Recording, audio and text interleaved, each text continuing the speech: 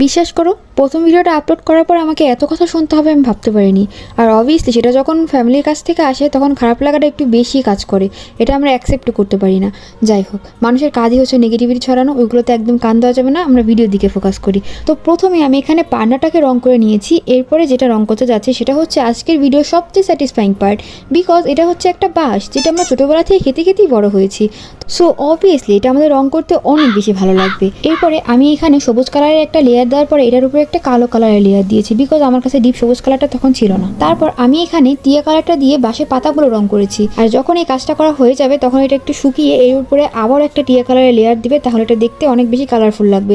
So obviously এখানে খুবই গুরুত্বপূর্ণ তোমাদের ডাবল লেয়ারটা করা, যেহেতু আমি এটা ওয়াটার কালার দিয়ে করেছিলাম। তোমরা যদি ফেব্রিক্স দিয়ে করতে চাও তাহলে এটা খুবই ভালো, এখানে ডাবল লেয়ারের কোনো প্রয়োজন নেই। আমি লাস্টে একটু ফিনিশিং দিয়ে দিলাম। And yeah, this is the final result of my painting. তোমাদের এটা কেমন লেগেছে অবশ্যই আমাকে কমেন্ট করে জানিও।